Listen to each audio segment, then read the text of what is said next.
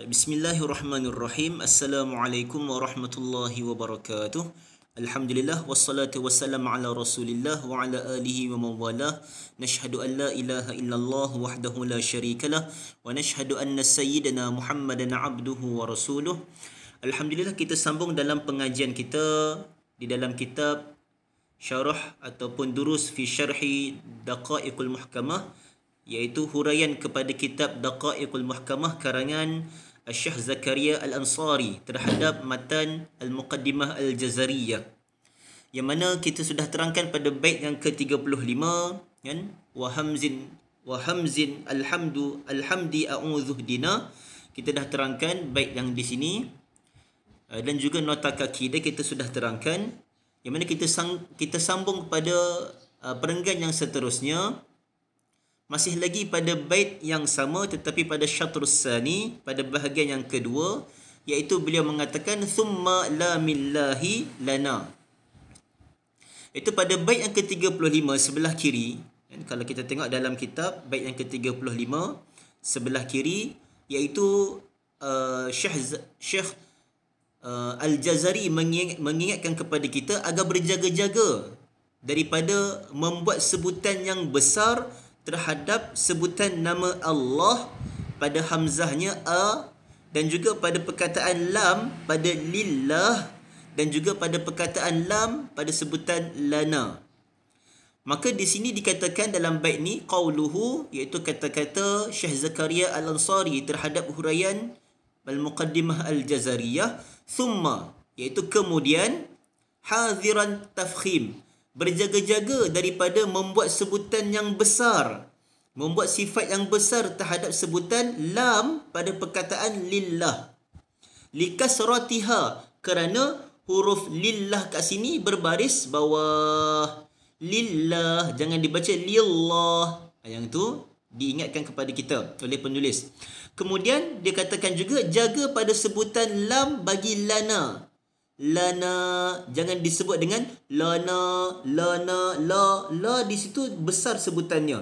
Maka disuruh kita menyebut dengan nipis. Lana, dinipiskan sebutan lamnya. Lana. Kemudian dia juga mengingatkan kepada kita, penulis juga mengingatkan kepada kita sebutan wallamain fi wal yatalattaf, dan juga sebutan lam pada huruf lam yang ada pada perkataan dalam surah Al-Kahfi wal yatalattaf. Pada sebutan lam yang pertama wal, rendahkan lam dia, jangan wal, salah, wal, rendahkan lam dia, wal. Dan juga pada yatala, la di sini, lam yang kedua. Yatalattaf. Lam yang kedua ni dia bersebelahan dengan huruf ta. Maka dia kata di sini limujawaratil ula, kerana lam yang pertama ni bersebelahan dengan huruf ya. Kerana lam yang pertama ini bersebelahan dengan huruf ya. Ya yang mana sifatnya adalah rakhawah. Dan juga lam yang kedua pula limujawaratis thaniyah. Lam yang kedua pula kerana dia bersebelahan dengan huruf ta al-mufakhamah. Dia bersebelahan dengan huruf ta. Maka huruf ta itu dibaca dengan isti'la. Tapi huruf lam yang berada sebelumnya tidak dibaca dengan isti'la, tetapi dibaca dengan kekal pada istifalnya dan kekal pada sifatnya. Jadi bacaan pada ayat ni, pada perkataan ni, wal yatalattaf, wal yatala, wal yatala, jangan wal yatala. Yang tu sebutan yang besar. Maka lam di sini disuruh untuk kita berjaga-jaga, jangan dibesarkan. Wal yatalattaf. Maka pada perkataan yatalattaf di sini adalah perkataan yang sudah masuk pada bait syair dalam kitab Muqaddimah Al-Jazariyah ini pada bait yang ke-36. Maknanya penulis mengingatkan kita agar kita berjaga-jaga pada sebutan lam. Yang pertama pada sebutan lam pada perkataan lillah, nipiskan, dan juga pada perkataan lana. Dan juga pada bait yang ke-36 pada perkataan wal yatalattaf. Yang tu. Kemudian juga penulis mengingatkan kita pada perenggan yang seterusnya dan juga pada huruf lam pada perkataan wa 'ala Allah.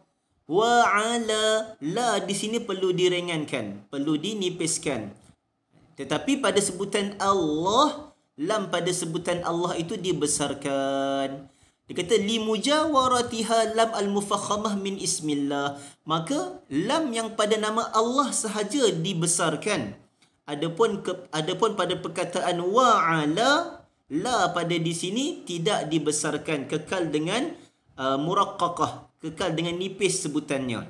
Adapun yang mufakhamah pada Allah. Jadi perkataan ayat di sini dibaca wa 'ala Allah. Wa 'ala, la ni rendahkan, pada Allah baru dibesarkan. Wa 'ala Allah.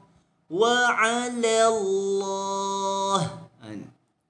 Juga pada sebutan lam di dalam ayat surah Al-Fatihah, waladh, la di situ kena diringankan, dinipiskan. Waladh, jangan dibaca walad, salah. Tetapi lam di sini perlu diringankan, waladh.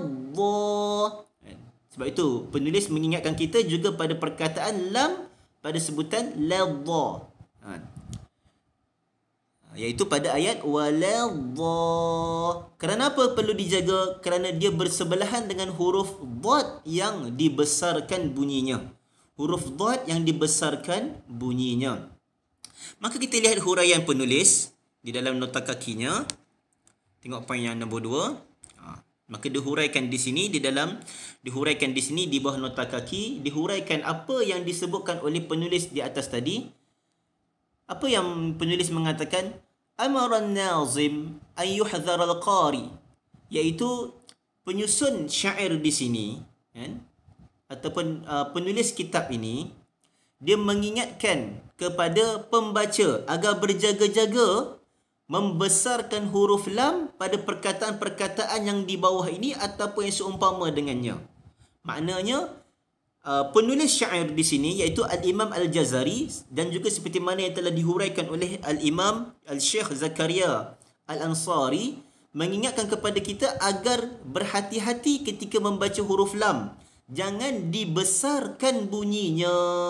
Seperti mana contoh di bawah ini, iaitu yang pertama pada perkataan lillah.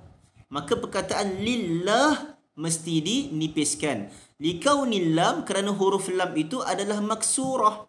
Kerana huruf lam itu, huruf lam yang pertama, lam di sini adalah berbaris bawah. Fayambaghi, maka selayaknya, maka hendaklah dinipiskan. Tarqiqaha, hendaklah dinipiskannya. Alal aksi ma law kanat maftuhah. Berbeza pula sekiranya sebelum perkataan Allah itu berbaris atas, maka Allah itu dibesarkan. Allah, kan? Lallah, maka dia perlu dibesarkan pada sebutan Allah. Yang kedua, pada perkataan lana. Pada perkataan lana juga dinipiskan, dijaga sebutannya nipis. Kenapa? Kerana limujawaratiha nun al-qaribah minha. Kerana dia bersebelahan dengan huruf nun yang sangat dekat pada huruf nun dan lam ini pada makhrajnya. Maka huruf nun dengan huruf lam sangat dekat makhraj dia. Dan juga wal mutafaqqati minha ma'aha, wal mutafaqqah min ma'aha fi sifat, yang mana nun ini juga sifat dia sama dengan huruf lam, iaitu huruf lam dengan nun bersebelahan dia punya makhrajnya, al dengan an, tetapi sifatnya itu bersama-sama keadaan dia. Maka di situ penulis mengingatkan kita bahawasanya berhati-hati dengan memperbesarkan bunyi lam. Maka lam tu perlu untuk dinipiskan. Lana. Seterusnya, pada contoh yang ketiga, penulis mengingatkan kita juga pada perkataan wal yatalattaf. taf. Kata kat sini ada dua lam. Yang mana dua lam ini perlu dinipiskan. Kenapa? Limujawaratil ula al-ya ad-dha'ifah. Kerana yang pertama itu lam iaitu bersebelahan dengan huruf ya yang lemah ataupun yang berat bunyinya. Hatta la yataghallab at-tafkhim fi an-nutqi. Sehingga tidak dikuasai bunyi tafkhim itu pada sebutan. Ya itu sebutannya lemah. Wal ya. Maka ya ini kadang-kadang orang orang apabila menyebutnya kerana sifat ataupun bentuk huruf ya itu lemah, maka kadang-kadang dia membesarkan bunyi huruf sebelum dia. Jadi kadang-kadang dia baca wal ya, maka itu adalah sebutan yang tidak tepat. Maka yang tepat adalah wal ya, lam itu dinipiskan. Yang kedua, lam yang kedua pada perkataan wal yatalattaf di sini adalah lam pada huruf sebelum huruf ta. Maka dia kata perlu dinipiskan. Kenapa? Limujawaratis thaniyah at-ta.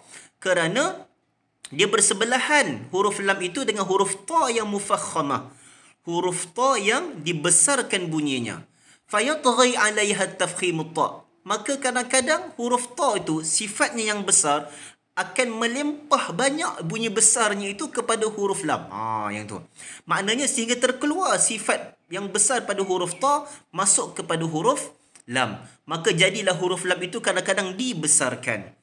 Banyak kita dengar orang membaca huruf-huruf yang tarqiq, huruf-huruf yang nipis. Bila mana huruf itu bersebelahan dengan huruf yang besar, mereka akan membesarkan huruf lam tu. Ataupun mereka akan membesarkan huruf yang tarqiq itu. Maka itu adalah satu kesilapan. Yang betulnya adalah letakkan huruf dengan sifatnya yang sebenarnya.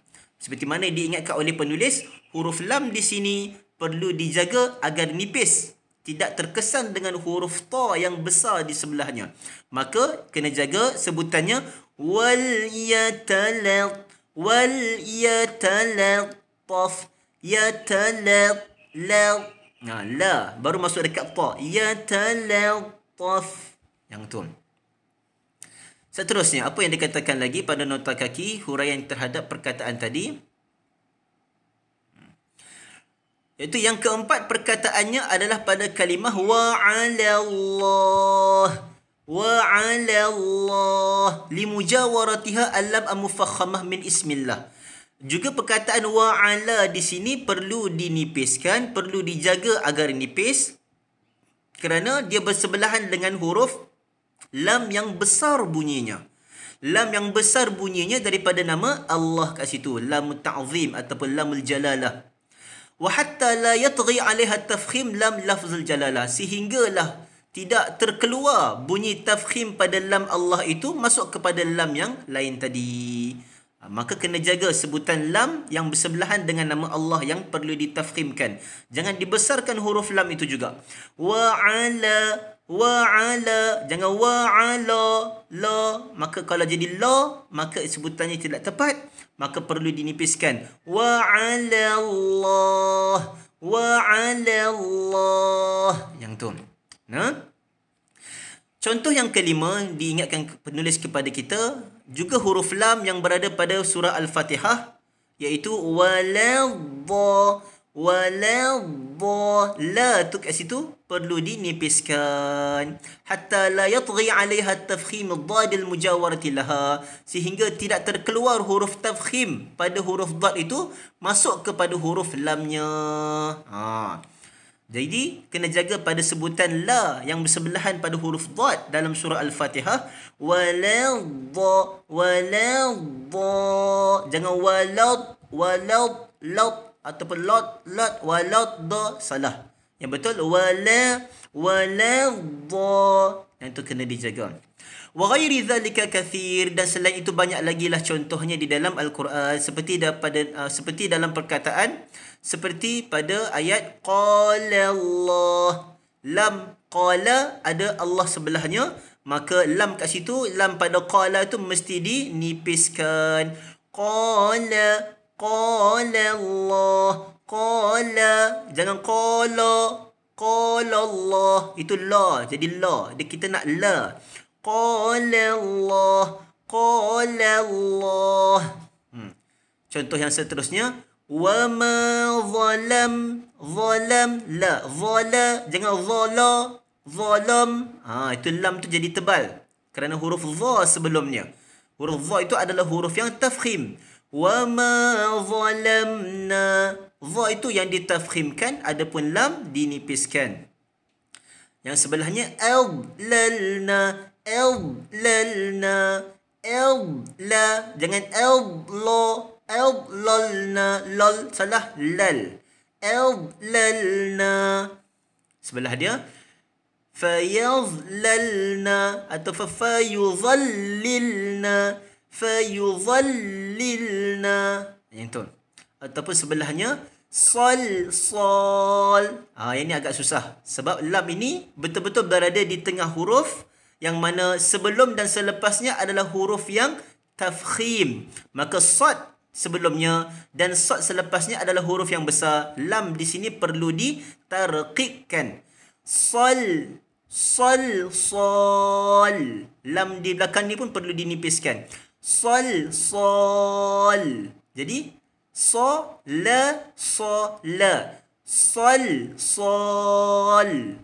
Yang salah bagaimana? Yang salah dia akan sebut dengan sol. Itu lam tu jadi besar. Maka itu adalah kesilapan dalam bacaan huruf lam. Kadang-kadang ditafkhimkan kerana ada huruf-huruf yang bersebelahan dengannya yang besar sehingga dia terkesan. Maka kena perhatikan huruf lam ketika membaca Al-Quran, iaitu perlu ditarqiqkan, dinipiskan sebutannya kecuali yang telah ditetapkan besar seperti nama Allah. Baik.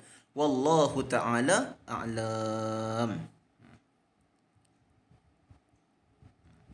Akan datang kita sambung pada bait yang ke-36. Tadi kita baru masuk satu perkataan sahaja, wal yatalattaf tu.